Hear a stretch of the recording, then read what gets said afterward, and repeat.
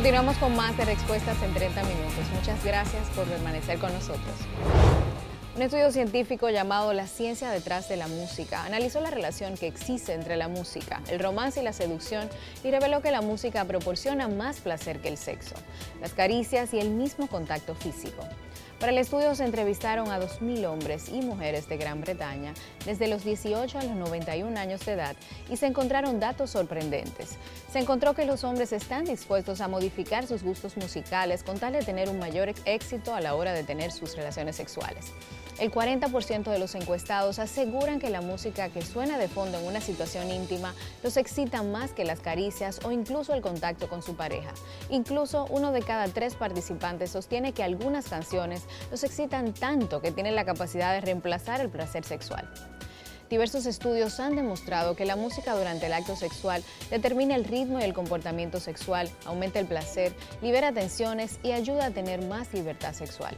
Sobre este tema recibimos un caso a través de respuestas.com. Veamos. He notado que cuando mi pareja y yo tenemos relaciones sexuales escuchando de fondo música suave, él tiende a ser más suave y tierno en el acto, contrario a cuando no ponemos música, que casi siempre tiende a ser agresivo. No he hablado esto con él, pero tengo la duda de si la música pudiera ser la causa. ¿Es esto posible? Tenemos el honor de contar con el psicólogo clínico y especialista en musicoterapia, licenciado Luis Armando Rivera, quien nos ayudará a responder este caso y ampliar un poco más las informaciones sobre este tema. Licenciado Rivera, ¿cuál es su opinión sobre este caso? ¿Puede que la música influya sobre el comportamiento sexual de esta pareja? Ella señala que cuando hay música, él la trata de una manera más tierna y ella siente la diferencia. ¿Qué usted nos dice? Bueno, primero muchas gracias por recibirme. Tiene mucho sentido lo que ella está diciendo porque suceden muchas cosas cuando escuchamos música. Como mencionábamos en el estudio, vemos que la música dispara todo un cóctel de neurotransmisores y hormonas en el cuerpo que causan que nosotros actuemos un poquito diferente. Y probablemente lo que esté sucediendo con este señor es que hay una liberación de la oxitocina, que es una hormona que se ha vinculado en lo que es el establecimiento del vínculo entre las personas y el establecimiento del vínculo sexual y emocional entre las personas. Entonces, cuando escuchamos una música suave, en el caso del señor, él está un poquito creando una reacción empática con la música y eso hace que la relación entre esas dos personas se fortalezca y entonces el momento sexual es un poquito más poderoso, quizá las miradas significan un poco más, además de que también se libera mucha dopamina durante el sexo al igual que el escuchar música, entonces se crea como un poquito un efecto compuesto. O sea que tiene su relación esas escenas románticas donde tenemos un piano, tenemos un violín, ese tipo de informaciones ya a nivel musicales nos ayudan a poder tener un desempeño sexual más óptimo. Sí, claro, y hay muchas veces que lo que sucede es que a nosotros se nos crea como una película en la cabeza y decimos, wow, este sonido que estoy escuchando es perfecto para explicar o para explicar lo que yo estoy sintiendo por esta persona o lo que estoy sintiendo en este momento. Y de hecho, tenemos en el estudio el doctor, el especialista, el psicólogo musical analizó que hay canciones, de hecho, del Reino Unido que están relacionadas tanto a la excitación sexual de estas personas que lo pueden reemplazar con un encuentro sexual. Esto realmente es un dato bien importante porque nadie se va a imaginar que una canción puede excitarlo tanto, que pueda detonar tanto placer que se pueda reemplazar con un encuentro corporal con otra persona. O sea que es algo bien interesante. Entonces, lo que le quería preguntar, ¿cuál sería la antítesis de este caso? Porque ahora mismo la música urbana, tenemos mucha música de calle, tenemos adolescentes sumergidos en YouTube buscando música que no precisamente es una música melodiosa. Estamos hablando de ritmos ahora bastante fuertes. ¿Cuál sería el impacto de este tipo de música en el comportamiento, no solamente sexual, sino en el comportamiento de las personas? Esa es una muy buena pregunta. A mí siempre me encanta tratar ese tema porque es algo que es bastante polémico y que siempre hay que tener un poquito de cuidado al hablar de eso porque no se puede generalizar. Siempre digo como musicoterapeuta que es muy difícil prescribir música. Yo no creo mucho en eso de que, por ejemplo, la música de Mozart te hace más inteligente, porque realmente la música es una experiencia altamente subjetiva. Y hay personas que les gusta la música urbana y personas que no les gusta la música urbana y les gusta otra cosa. Pero sí es cierto que hay ciertas cosas que hacen ese tipo de música en nosotros que tenemos que tener cuidado.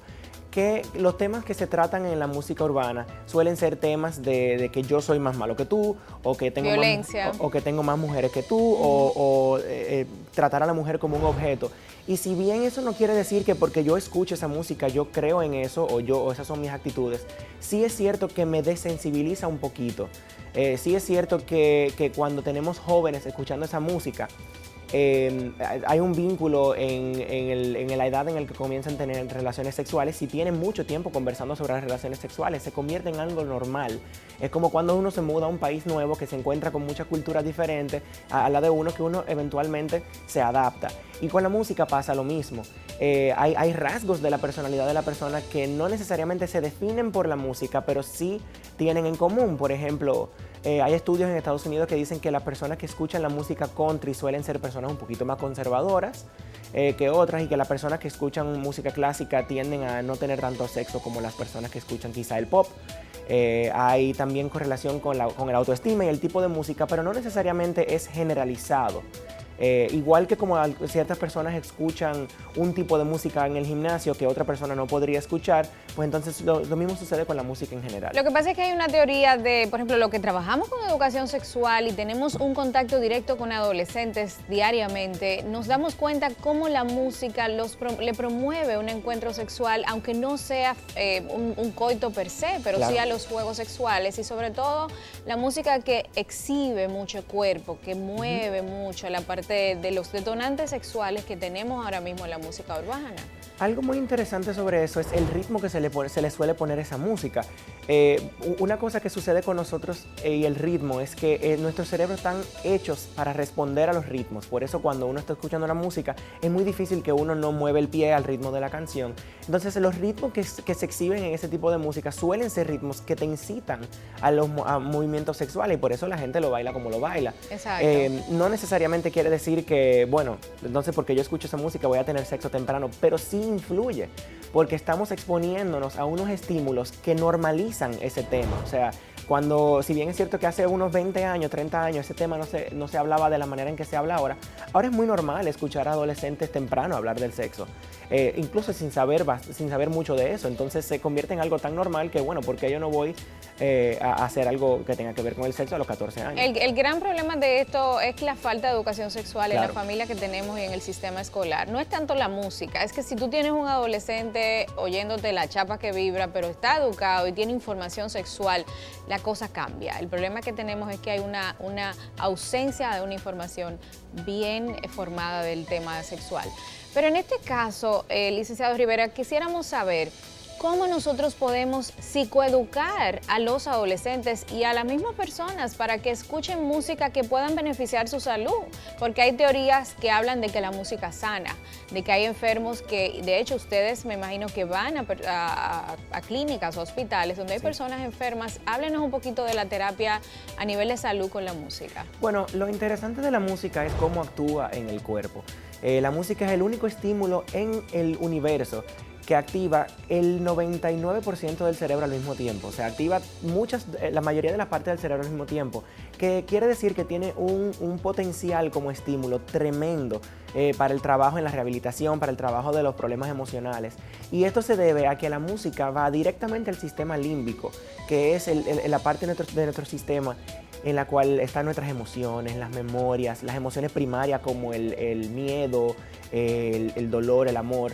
Entonces, al escuchar música, nosotros tenemos todas unas reacciones químicas que suceden, que nos hacen o sentir bien, o de repente estamos en el carro y estamos muy bien y se pone una canción que te recuerda algo y comenzamos a llorar, o nos sentimos mal y decimos, ¿pero por qué yo me siento así? Y es por el potencial tremendo que tiene la música como estímulo.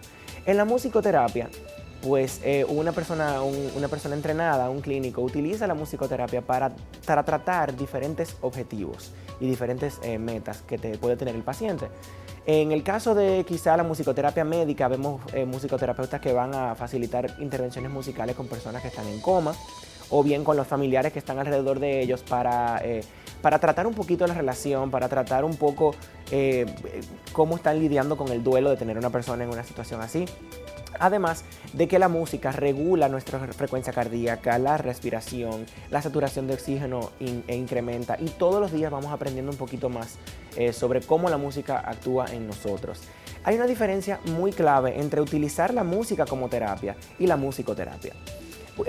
Utilizar la música como terapia es lo que todos nosotros hacemos todos los días cuando nos montamos en el carro y estamos en un tapón y estamos escuchando esta canción para pasar el momento y para hacernos sentir un poquito más tranquilo o para activarnos en la mañana. Eso es usar la música como terapia. La musicoterapia es cuando una persona preparada, un profesional que está certificado, va a ayudar a pacientes en una relación terapéutica a lograr objetivos que no son musicales, pero utilizando la música.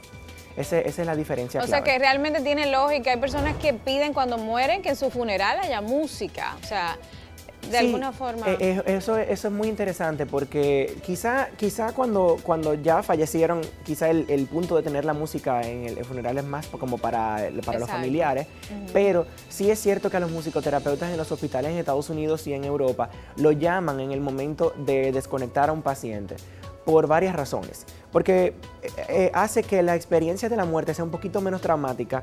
Se sabe que el sentido de la audición es el último que se va cuando una persona fallece. Entonces es un poquito como guiar a esa persona hacia la muerte en una manera un poquito más tranquila.